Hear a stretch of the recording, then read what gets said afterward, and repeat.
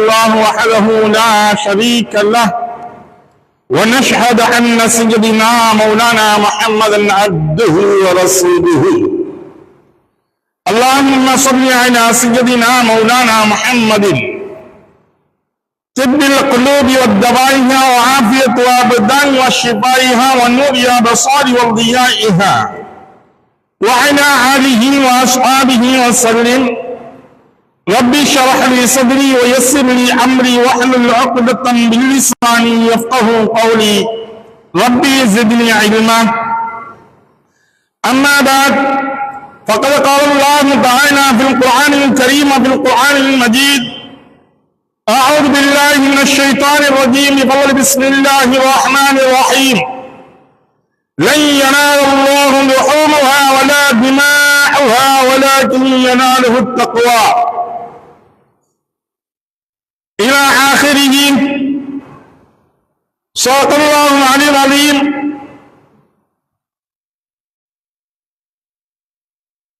அளவல்லா அருளும் நிகழல்லா அன்பும் மண்ணையும் உங்களையும் என்னையும் தரம் பார்த்து தட்டம் பார்த்து தக்க சமயத்தில் தருவோர் மூலம் தந்து கொண்டே இருக்கக்கூடிய தயார தன்மை படைத்த தர்ம பிரபாகிய தர்ம ஹத்தாவாகிய வல்லோன் அல்லாஹ்விற்கே எல்லா புகழும் முடித்தது.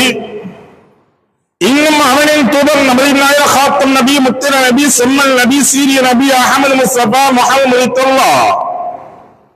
சர்தார் ஆயிரம் ரசூலை கரீம் ஸல்லல்லாஹு அலைஹி வஸல்லம் அன்னார்கள் மீதும் அன்னார்களுடைய அளவில்லா குடும்பத்தார்கள் மீதும் அவர்களை பின்பற்றி நடந்து வந்த சத்திய உத்தம சஹாபா பெருமக்கள் தாபின்கள் தபா தாபின்கள் அவுலியாக்கள் அன்பியாக்கள் நாதாக்கள் சுஹதாக்கள் முத்தகீன்கள் மேலும் நல்லடியார்கள் மீதும் உங்கள் மீதும் என் மீதும் அல்லாஹ்வுடைய சாந்தி என்னும் சமாதானமழை என்றென்றும் நிகழ்ந்து கொண்டே இருக்கட்டுமாக.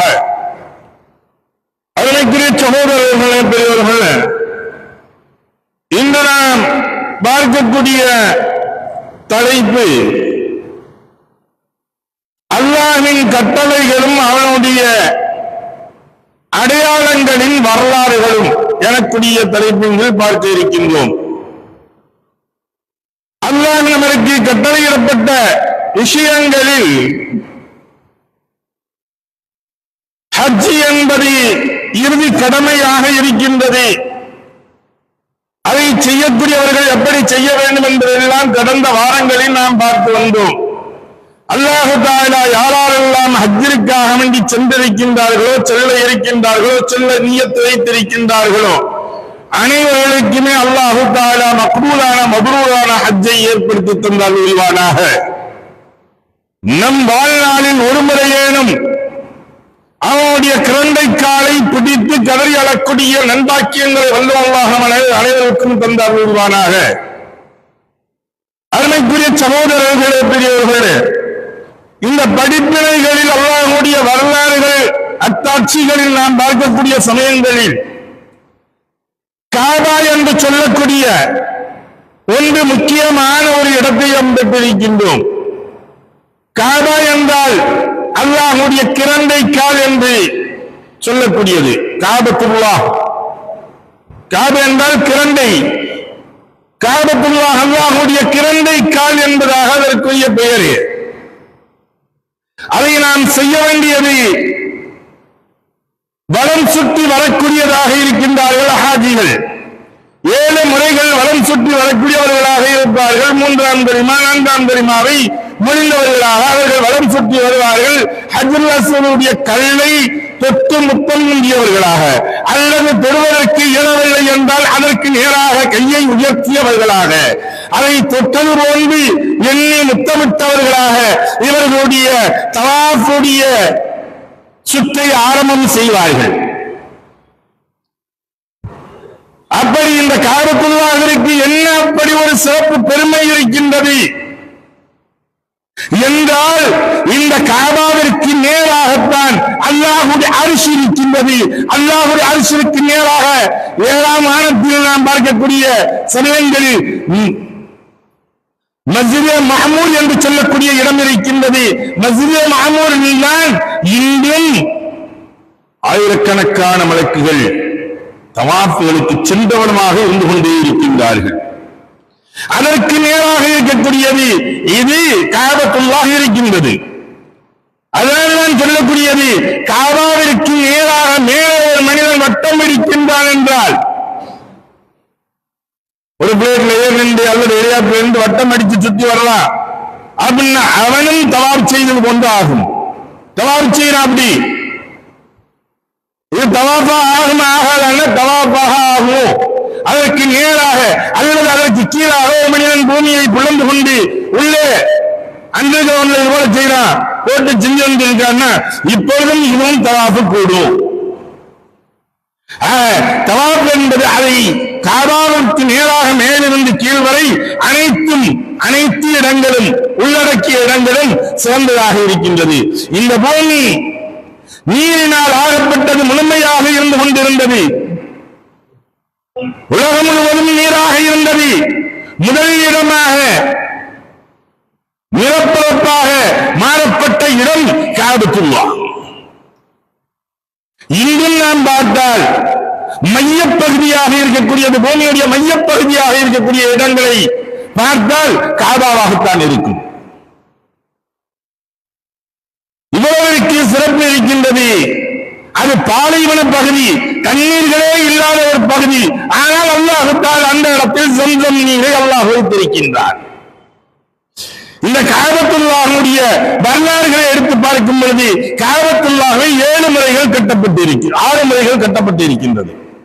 காபத்துல்லாஹ் புதுப்பிக்கப்பட்டதிலிருந்து 6 முறைகள் புதுப்பிக்கப்பட்டிருக்கு. முதலாவதாக அல்லாஹ் தஆலா இந்த காபாவை கட்ட வைத்தது மனிதனை பூமிக்கு வருவதற்கு முன்பதாக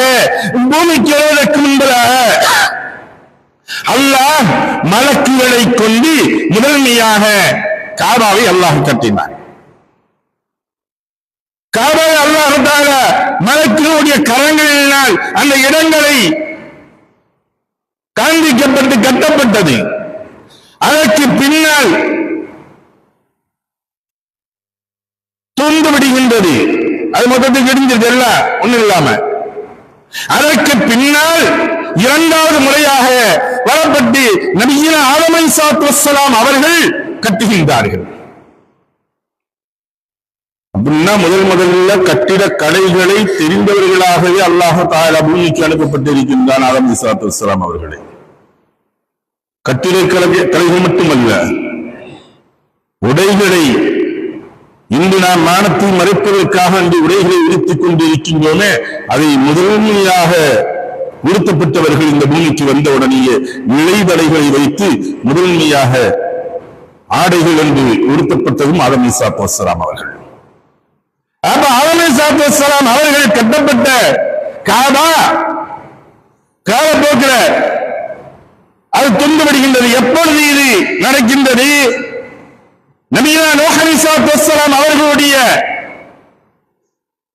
காலகட்டத்தில் ஒரு பிரம்மாண்டமான வெள்ள பிரளயம் ஏற்பட்டது. وقال نوح ربي لا تذر على الارض من الكافرين ديارا. நூஹ் அலைஹிஸ்ஸலாத்து வஸ்ஸலாம் அவர்கள் கேட்டார்களே, وقال نوح ربي لا تذر على الارض من الكافرين ديارا. யா ரப்பே, இந்த பூமியில் இணை வைக்கக்கூடியவர்கள், நிராகரிக்கக்கூடியவர்கள் யாரையும் வைக்காது, எல்லாவற்றையும் அழித்து விடு என்பதாக நூஹ் அலைஹிஸ்ஸலாத்து வஸ்ஸலாம் அவர்கள் துஆ செய்தார்களே. அந்த துஆவை அல்லாஹ் ஏற்றுக்கொண்டான். அந்த துஆவை ஏற்றுக்கொள்ளப்பட்டு அப்பொழுது இருந்த ஈமான் கொண்டவர்களை மட்டும் கப்பலில் ஏற்றப்பட்டது. அவர்களையும் சில விலங்கினங்களிலும் எல்லா விலங்கினங்களிலும் ஒவ்வொரு ஜோடியை மட்டும் ஏற்றிட்டாங்க. பாக்கி வெள்ளப்பரளையம் வருகின்றது, வானம் பொழிகின்றது, பூமி தன்னுடைய நீரை கட்டுகின்றது, உலகமெங்கும் பார்க்கும் பொழுது நீராகவே இருந்தது. அத்தனையும் மோசமானது, ஒன்றும் இல்லை. அதற்குரிய சகோதரர்களே, இந்த சமயத்தில் காபாவும் இருந்தது, துண்டுவிட்டது. இதை 3வது முறையாக எடுத்து கட்டப்பட்டது நபீனா இப்ராஹிம் அலைஹிஸ்ஸலாத்து வஸ்ஸலாம், நபீனா இஸ்மாயில் அலைஹிஸ்ஸலாத்து வஸ்ஸலாம் 2 நபர்களையும் சேர்ந்துதான் அங்கே கட்டுகின்றார்கள். ஒவ்வொருடைய சரித்திரங்களையும் பார்க்கும் பொழுது ஆதம் அலைஹிஸ்ஸலாத்து வஸ்ஸலாம் இறங்கப்பட்ட சரித்திரங்களிலிருந்து அதற்கு பின்னால் நூஹ் அலைஹிஸ்ஸலாத்து வஸ்ஸலாம் அவர்களுடைய வெள்ளப்பரளியின் சரித்திரம், ஒவ்வொரு சரித்திரங்கள் பேசணும்னா மணிக்கணக்கில் பேசுறாங்க. அதுதான் தனியா பயான்கள் வைத்து அதுக்கு தனியா ஒரு நாளை குறிப்பிட்டு நம்ம பேசணும்.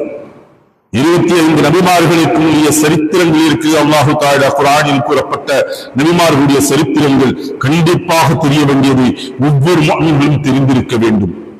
எந்த அளவிற்கு கஷ்டங்களையும் இன்னல்களையும் துன்பங்களையும் துயரங்களையும் நஷ்டங்களையும் அவர்களுக்கு ஏற்பட்ட இன்னல்களையும் இறுக்கங்களையும் எல்லா சமயங்களிலும் எப்படி பொறுமை காத்தார்கள் என்பதை பற்றி விளக்குகின்றது குர்ஆன் இந்த சரித்திரங்களின் மூலமாக. இன்னைக்கு தெரியாத நாடுதாங்க, இன்னைக்கு சமுதாயம் தெரியாததின் காரணமாக ஒரு ஜென்சி ஹிட் வந்துகிட்டு இருக்கு. எதுவுமே தெரியல, ஒன்றும் தெரியாமல் அவர்கள் காண்பதுதான் காட்சி, கேட்பதுதான் ஆட்சி என்பதை கொண்டு எண்ணிக்கொண்டு சென்று கொண்டே இருக்கின்றார்கள். அருமைக்குரிய சகோதரர்களே, இப்ராஹிம் அலைஹிஸ்ஸலாத்து வஸ்ஸலாம் அவர்களும் இஸ்மாயில் அலைஹிஸ்ஸலாத்து வஸ்ஸலாம் அவர்களும் 3வது முறையாக காபாவை கட்டுகின்றார்கள். இந்த காபாவை கட்டக்கூடிய சமயங்களில் இப்ராஹிம் அலைஹிஸ்ஸலாத்து வஸ்ஸலாம் அவர்கள் கொத்தனாராகவும் இஸ்மாயில் அலைஹிஸ்ஸலாத்து வஸ்ஸலாம் அவர்கள் சித்தாராகவும் எடுத்து கொடுக்கிறாங்க. கல் எடுத்து கொடுத்து மண் எடுத்து கொடுத்து கொடுக்கிறாங்க. அப்ப இவர்கள் 7 உயரமாக கட்டுகின்றார்கள். எந்த அளவிற்கு என்று தெரியுமா? 9 அடி உயரத்திற்கு கட்டி விடுகின்றார்கள். 9-10 அடி உயரத்திற்கு. அப்ப இந்த மக்காமே இப்ராஹிம் சொல்லிட்டு ஒரு இந்த கிளிக்குண்ட ஒரு கல்லு வச்சது போல இருக்கும், பார்க்கலாம். காபத்துல்லாஹ்ல போய் பார்க்கிறவங்க போனவங்களுக்கு பார்க்கலாம். இல்லாட்டி இந்த காபாவுடைய போட்டோவில் பார்க்கும்போது அது பக்கத்துல ஏதோ ஒரு கிளிக்குண்டு போல இருக்கும். இந்த போட்டோவெல்லாம் பார்த்திருப்போம் நம்ம. அது என்னன்னு தெரியுமா? அல்லாஹ் சொர்க்கத்திலிருந்து இறக்கப்பட்ட ஒரு கல். இந்த கல் எப்படியா கொண்ட மகிமையை செய்ததுன்னு தெரியுமா? இன்னைக்கு சொல்றாங்க கட்டுமான வேலைகளுக்காக வேண்டி நீங்கள் 10 மாடி கட்டிடம் கட்டுறீங்களா, அப்ப இப்படிலாம் வச்சு கட்டணும், லிப்ட் வச்சு கட்டணும், இதுவரையா கட்டணும் அப்படின்னு சொல்லி இன்னைக்கு ரூல்ஸ் அண்ட் ரெகுலேஷன் போடுறாங்க, எல்லாம் கண்டிஷன் கொடுக்குறாங்க. ஆனா அன்னைக்கு அல்லாஹ் தஆலா ஏற்படுத்தி வைத்தான் இந்த கல்லில் வைக்கப்பட்டது. இந்த கல்லின் மீது இப்ராஹிம் அலைஹிஸ்ஸலாத்து வஸ்ஸலாம் அவர்கள் ஏறி நிற்பார்கள். இது கல் உயரும், வலது பக்கமாக செல்லும், இடது பக்கமாக செல்லும், 4 பக்கங்களும் சுற்றி வந்து கொண்டே இருந்தது கல். மேலே உயரக்கூடிய சமயங்களில் உயர்ந்தது, தாழக்கூடிய சமயங்களில் தாழ்ந்தது. லிப்ட் ஓடா இருக்கிறாங்க அல்லாஹ் கல்ல. அதனால் தான் இன்று வரை பாதுகாக்கப்பட்டிருக்கின்றது. அல்லாஹ்வுடைய நினைவு சின்னங்களில் ஒன்று, அல்லாஹ்வுடைய நினைவு சின்னங்கள் அந்த மக்காமே இப்ராஹிம் என்று சொல்லக்கூடிய அந்த கல் இருக்கக்கூடிய இடம், அது ஒரு நினைவு சின்னமாக அல்லாஹ் வைத்திருக்கின்றார். இப்ப இவங்களை கட்டி முடிச்சிருக்காங்க. இங்க கட்டினது ஒரு கல்லு மண்ணு சாதாரணமாக அப்ப உள்ள கட்டட கலைகளில் இருந்து கொண்டிருக்கின்றது. இந்த காலகட்டங்கள் இப்ராஹிம் அலைஹிஸ்ஸலாத்து வஸ்ஸலாம் அவர்களுடைய இஸ்மாயில் அலைஹிஸ்ஸலாத்து வஸ்ஸலாம் அவர்களுடைய காலகட்டங்களில் தான் அந்த பாலைவனமாக இருந்தது சோலைவனமாக அதற்கு பின்னால் மாறுகின்றது. மக்கள் குடியேறுகின்றார்கள், குறைஷிகள் வருகின்றார்கள். இந்த இஸ்மாயில் அலைஹிஸ்ஸலாத்து வஸ்ஸலாம் அவர்களுடைய சந்ததியிலிருந்து வரக்கூடியவர்கள் வருகின்றார்கள், குடியேறுகின்றார்கள். காபா மக்காவாக மாறுகின்றது. அதை சுற்றி அனைவர்களும் இருக்கின்றார்கள் குறைஷிகள். பல 100 காலங்கள் உருண்டு ஓடி விடுகின்றது. 4-5 தலைமுறைகள் கடந்து விடுகின்றது. காபத்துல்லாஹ்விற்கு உள்ளே பொக்கிஷங்கள் வைக்கப்பட்டிருந்தது. இன்னும் வரலாற்று ஆசிரியர்கள் எழுதுகிறாங்க, இந்த காபத்துல்லாஹை பற்றி எழுதும் பொழுது இன்னும் பார்க்கும் பொழுது ஆச்சரியமான ஒன்றாக இருந்தது. ஹஜ்ர்ல செய்த கல்லை யாரும் திருடி செல்ல முடியாது. திருடி சென்றால் அவர்களை கொண்டு வந்து வைத்து விடுவார்கள். அதுவும் சொர்க்கத்திலிருந்து வரப்பட்ட கல். அருமைக்குரிய சகோதரர்களே, இதை பாதுகாப்பதற்காக வேண்டிய அப்பொழுது அல்லாஹு தஆலா ஒரு பிரம்மாண்டமான பாம்பை அல்லாஹு தஆலா அதை வைத்திருந்தான். காபத்துல்லாஹுடைய என்ட்ரன்ஸ் ஒரு இடத்தை எந்த இடத்தில் தலை வைத்திருக்கின்றதோ சுற்றி வாழும் தலையும் ஒரே இடத்தில் ஒன்று சென்றிருக்கும். அதை அல்லாஹு தஆலா பாதுகாத்து வைத்திருந்தார். ஏன்னா திருடர்கள் உள்ள இருக்கக்கூடிய பொக்கிஷங்களை திருடி விடுகின்றார்கள். அதுக்கு பின்னாடி ஒரு வெள்ளப்பரவயம் ஏற்படுகின்றது. அப்ப ஏற்படக்கூடிய சமயத்தில் அதனுடைய சுவர்கள் சேதமடைகின்றது, பாதிப்புகள் ஏற்படுகின்றது. அப்ப அது ஏற்படக்கூடிய பொக்கிஷங்கள் எல்லாம் கொஞ்சம் கலவு போகக்கூடிய சூழ்நிலையில் ஏற்பட்டது. இப்ப இந்த சூழ்நிலைகள் என்ன செய்யறாங்க அப்படின்னா காபத்துல்லாஹை புனரமைக்க வேண்டும், இடிச்சு கட்டணும். எப்படி கட்டுறது, எதுபோல கட்டுறது அப்படின்னு பாக்குறாங்க. ஏன் அதை பாதுகாப்புக்கு ஒரு பாம்பு இருக்குது, இதை அகற்ற வேண்டும். யாரும் நெருங்குவதற்கு பயம், தொட்டா நம்மளே மிஞ்சிரும் உண்டு. பாம்புண்டா படைய பயப்படுங்க. பார்த்தனே அதுக்கு பின்னாடி ரசூலுல்லாஹி ஸல்லல்லாஹு அலைஹி வஸல்லம் வைத்து துஆச்சியை வைத்தார்கள். அல்லாஹு தஆலா ஒரு பெரிய பருந்து கொண்டு வரப்பட்டு அதை தூக்கி செல்ல வைத்தாங்க. அதற்கு பின்னால் இடித்து கட்டப்படுகின்றது. இப்பதான் நம்ம இதை பார்க்கணும். முக்கியமாக பள்ளி வாயில்கள் கட்டுகின்றோம், பள்ளி வாயில்களுடைய பணிகள் அல்லது மதரசாக்களுடைய பணிகளை எடுக்கின்றோம் என்றால் அவர்கள் கண்டிப்பாக உன்னிப்பாக அந்த அடங்களை நாம் பார்க்க வேண்டும். ரசூலுல்லாஹி ஸல்லல்லாஹு அலைஹி வஸல்லம் அவர்களுக்கு நபித்துவம் கொடுக்கப்படவில்லை, ஈமானுடைய தாக்கங்கள் இல்லை, சிலை வணக்கங்கள் இருந்தது. ஆனால் காபாவின் மீது மாபெரும் பற்றுகள் இருந்தது. ஏன்? அல்லாஹு தஆலா இந்த காபாவை காப்பாற்றுவதற்காக வேண்டிய இவர்களுடைய கண் முன்னால் யானை படையை அளித்தானே, அந்த எண்ணங்கள் இவர்களுடைய கண்களுக்கு முன்னால் ஓடிக்கொண்டே இருந்தது.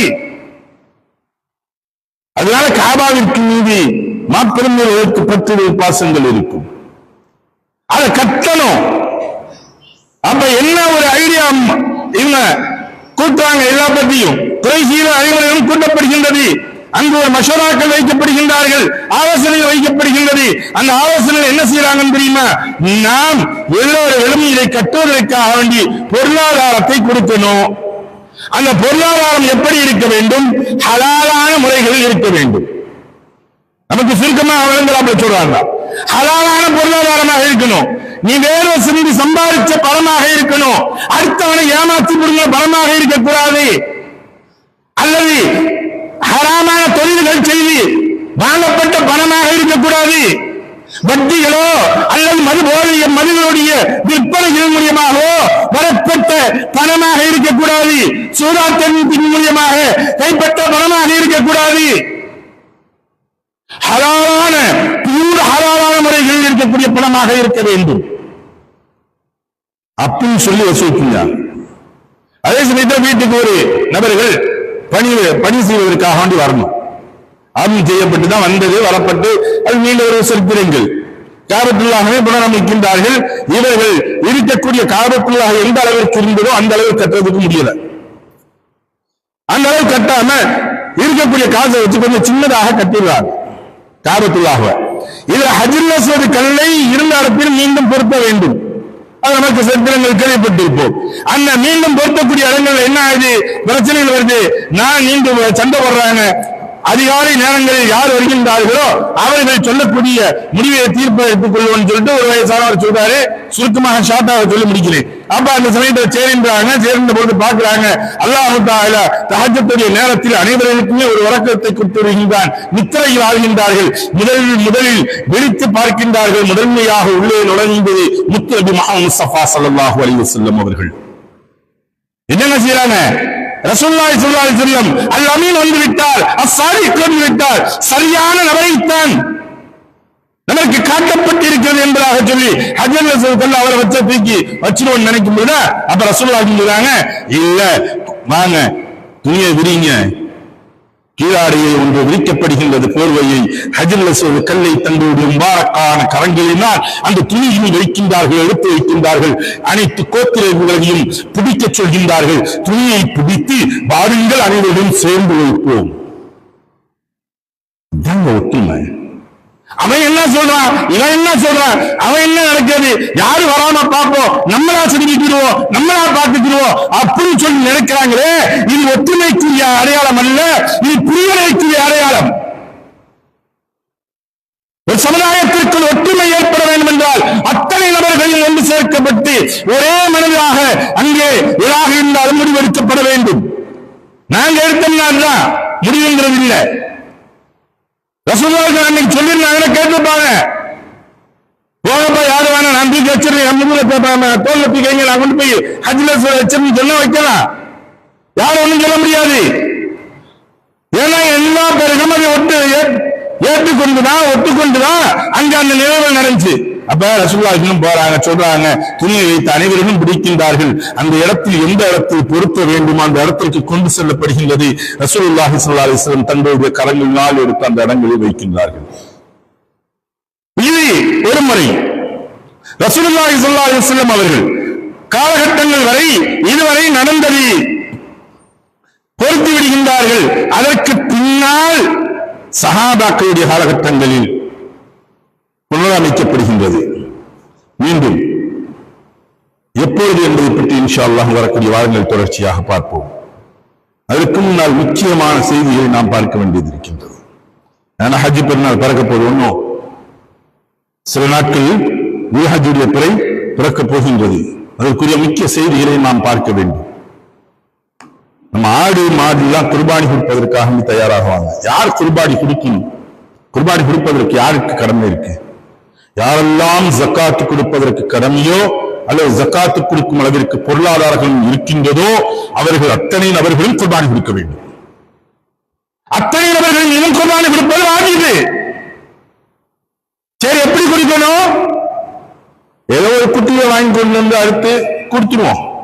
ஒரு 10 கிலோ இல்ல 8 கிலோ வர்றாப்புல, கிலோ 450 ரூபா உயிரோட பிடிச்சா, இப்ப 550 ரூபா ஆயிருக்குன்னு நினைக்கிறேன், உயிரோட பிடிச்சா. அதனால ஒரு 10 கிலோ வர்றாப்புல பாருங்க, 5500 ரூபாய்க்கு குட்டியை வாங்கி அறுத்து கொடுத்துருவோம். ஏதோ கடமையை கழிச்சு விட்டுருவோம். ஒரு சடங்கு சம்பிரதாயத்தை கழிப்பது கொண்டு எண்ணிக்கொண்டிருக்கின்றார்கள். அருமைக்குரிய சகோதரர்களே, அல்லாஹ் சொல்லும் பொழுது சொல்கின்றான்,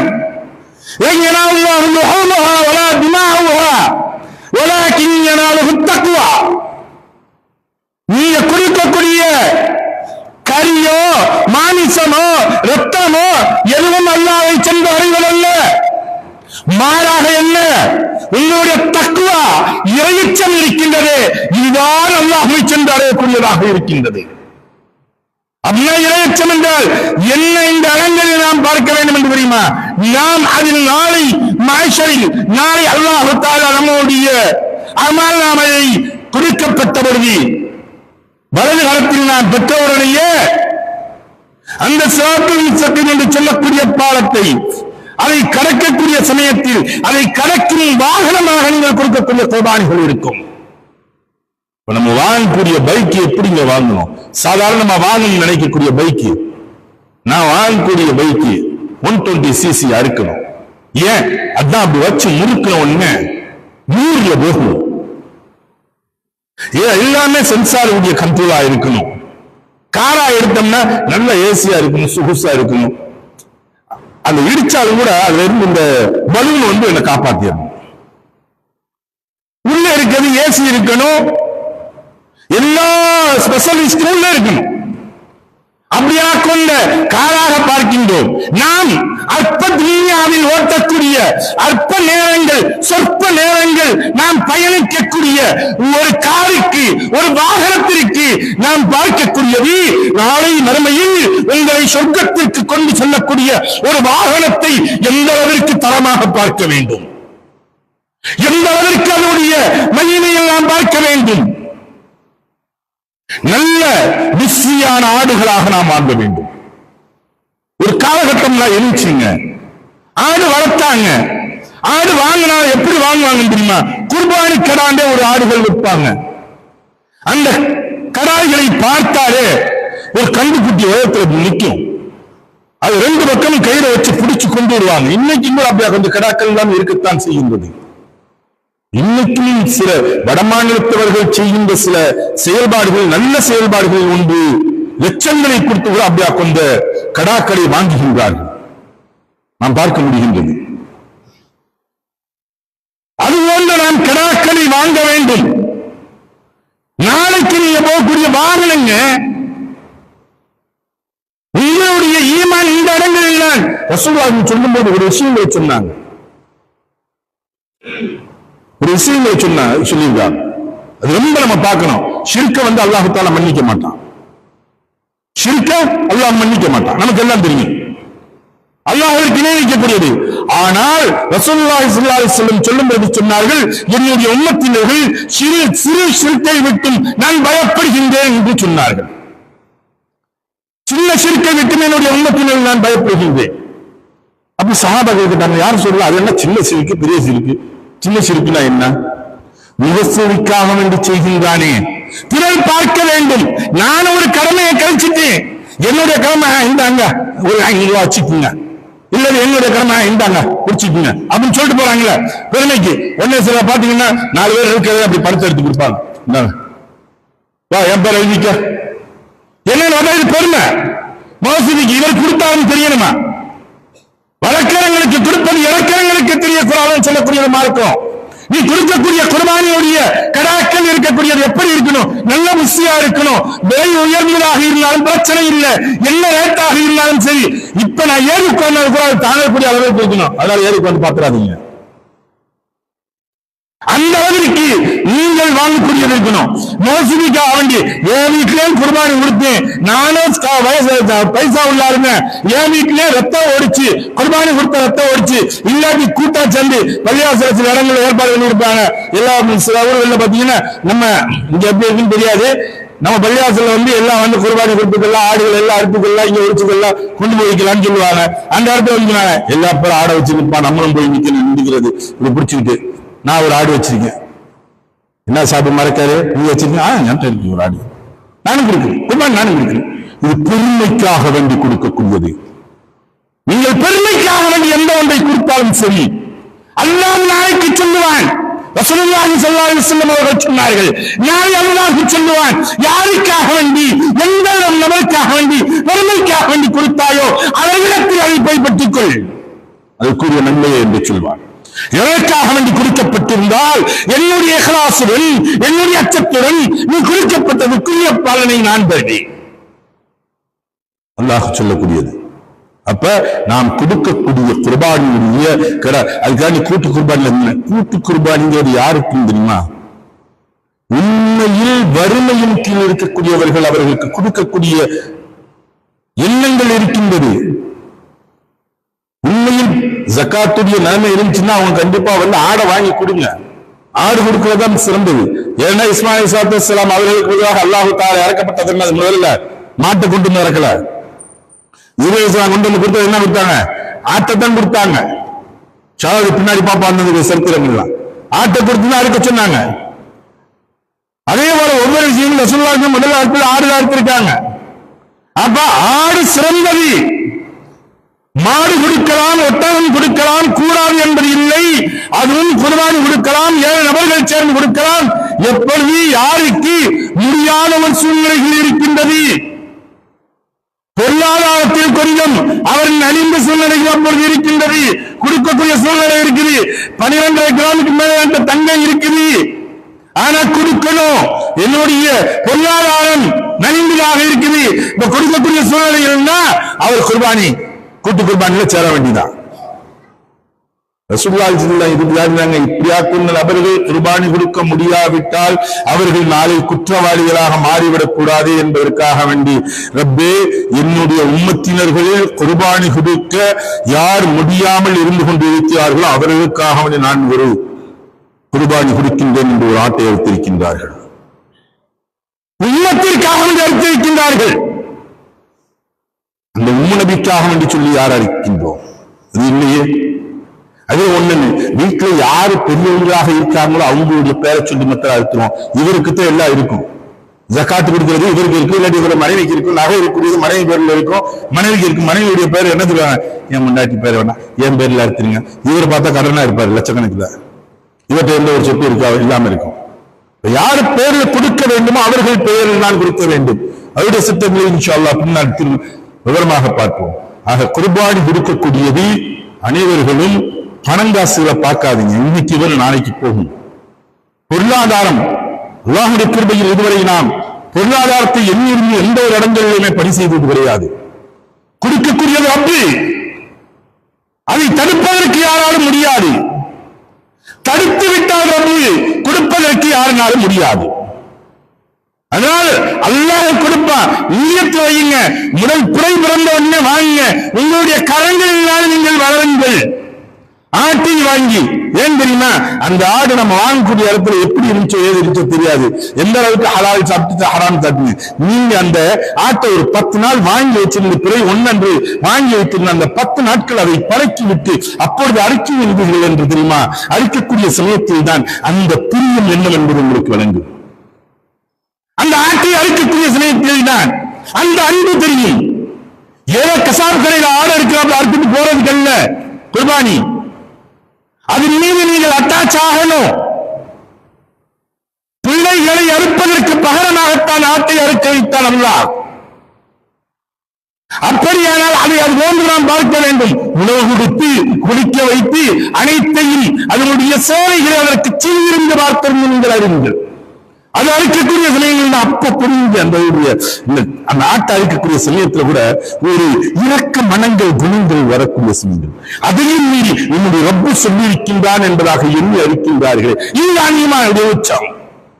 இதை அல்லாஹ் முழுமையாக ஏற்றுக்கொள்வார். அப்படியாக கொண்ட குர்பானிகளை கொடுக்கக்கூடிய நன்மக்களாக வல்லல்லாஹ் நம்ம ஆட்சி அருள்வானாக. வாஹ் தாவானா அல்ஹம்துலில்லாஹி ரப்பில் ஆலமீன்.